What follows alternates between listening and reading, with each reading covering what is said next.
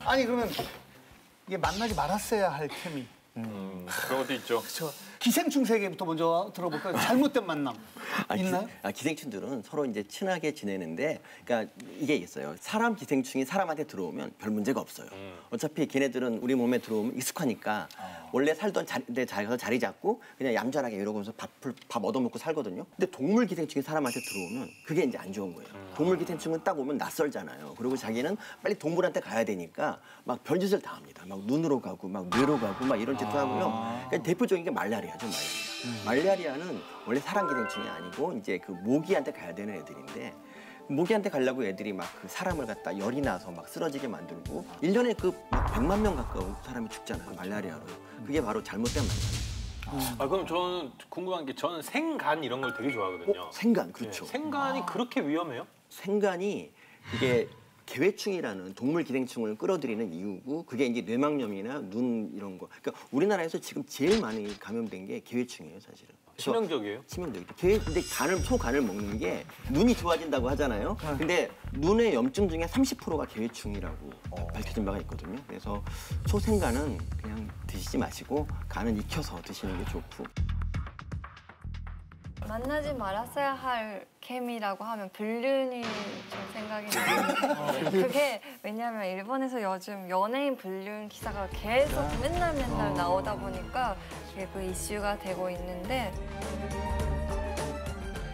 작년에 되게 컸던 일이 맥킷이라는 이미지가 좋은 MC도 보고 탤런트 분이 계셨는데, 그분이 이게 스노키와미 오토메라는 그 밴드 가수분이랑 좀 연애를 하셨는데, 알다 보니까 그 남자분이 이미 결혼을 하고 계셨다가 그게 걸려가지고 기사가 나왔는데, 근데 여자분이만 손해봐가지고 조금 안타깝기도 해요. 그 남자는 그냥 계속 방송을 하고요. 네, 그 이후에 반성을 했다가 이제 조금 쉬기 시작했는데, 여자분은 다 반성도 못 나오고 사과하는 기자회견까지 해가지고. 근데 왜 여자만 사과를 한 거예요? 그러니까요. 그게 약간 좀 어려워. 그 밴드가 별로 유명하지 않아서 그런 것도 있죠. 아니에요. 유명해요. 아, 일본 그 아는 밴드예요? 보통은 아니에요. 둘 다 유명한. 얼마 전에 뭐 자살도 하고 그랬잖아요. 그런 사건 때문에. 음악가들 중에서는 뭐 우리나라도 뭐 그런 경우 많습니다만은 송창식, 윤영주도 있지만은 존 레논, 폴 맥카트니가 아마 모든 케미와 관련돼서 모든 걸 얘기해 주는 것 같아요. 이 사람들의 기질, 또 정치적인 지향, 사회적 지향 같은 거 보면 완전히 전혀 다른데, 다르죠. 네, 전혀 다른데 어떻게 그렇게 8년을 같이 있었을까? 그리고 그때 폴 맥카트니는 비틀즈 이후로 비틀즈 시절에 쓴 곡만 걸 거의 쓰질 못했어요. 예를 들자면 Let It Be, Hey Jude, Yesterday, 뭐 예를 들자면 엘렌 리그비, 전부 다 비틀즈 때 명곡이거든요. 오히려 레논은 솔로 때 좋은 곡들이 많이 썼어요.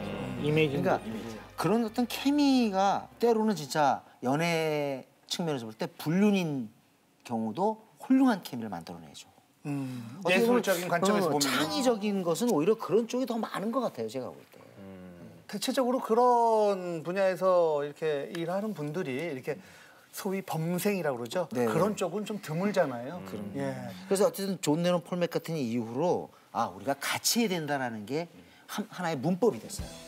그래가지고 롤링스톤스가 뭐 믹 제거, 키스 리차드가 만나서 그렇게 되고, 우리도 송창식, 윤영주가 만나고, 그런 식으로 내가 혼자는 안 된다.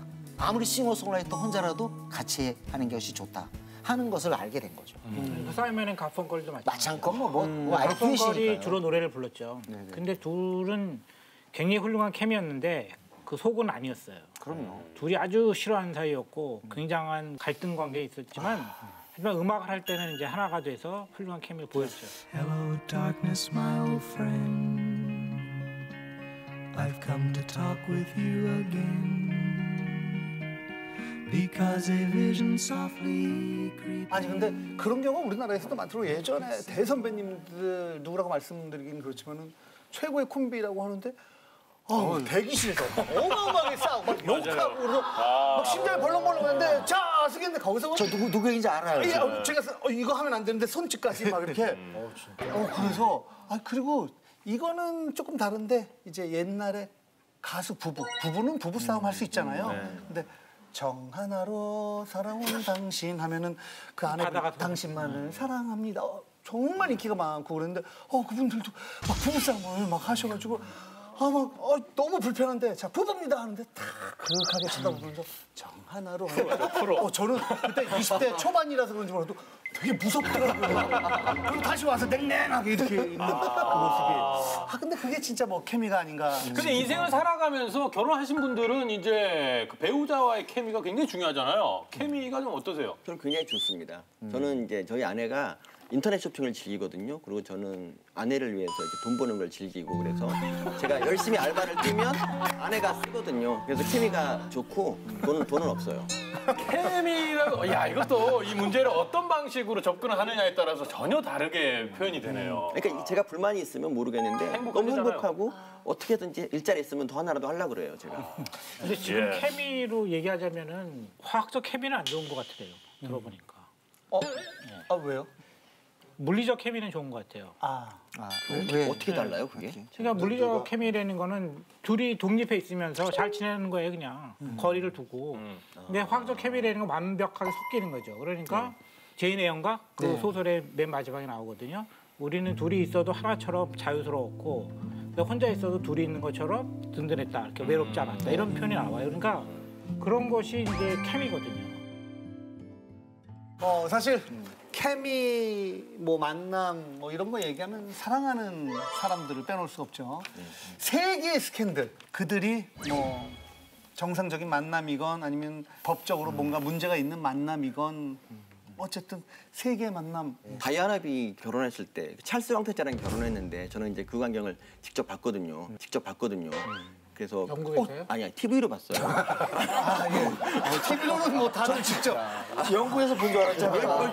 TV를 직접. 아니 그때만 해도 참 둘이서 행복하게 정말 잘 살 줄 알았는데 그게 정말 둘 다 서로에게 불행한 것이 된다는 거는 상상도 못했거든요. 그래서 나중에 저렇구나 싶었어요. 그냥 세상이 다가 아니다 그런 거 인생에 느꼈죠.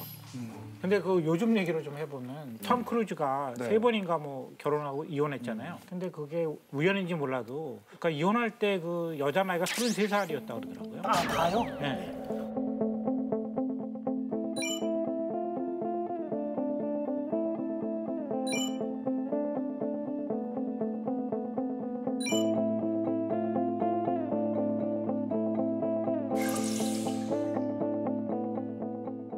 제 느낌에는 그 케미 문제인 것 같아요. 그러니까 톰 크루즈는 이제 보통 그런 정도의 여자. 그리고 이제 그 키도 다 175 이상이에요. 장신이죠. 장신이고. 니콜 키드만 네. 그랬고. 180. 그러니까 니콜 키드만 180. 그런 케이트 홈즈, 여자를 만나면은 그 케미가 형성되는 거죠. 자기도 모르게. 그래서 재밌는 건 이제 찰리 채플린 같은 경우도 여러 번 결혼했는데 그 결혼한 여자들의 원형이 첫사랑이에요.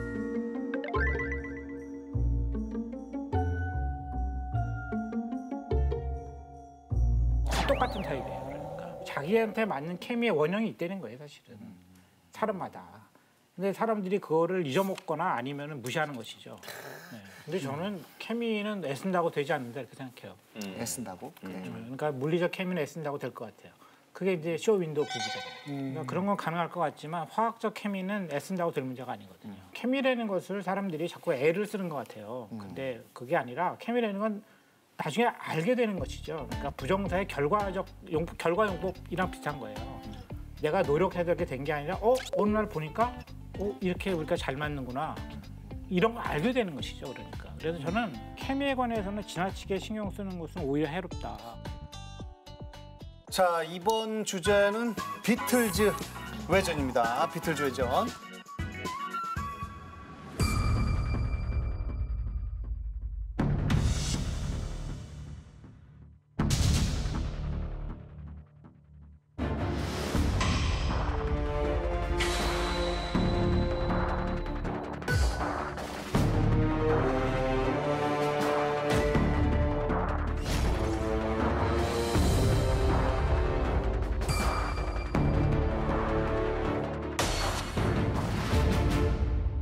얼마 전에 비틀즈 멤버 조지 해리슨이 사용했던 기타가 이제 경매에 나왔는데 우리 돈으로 한 7천만 원 정도에 낙찰이 됐다고 합니다.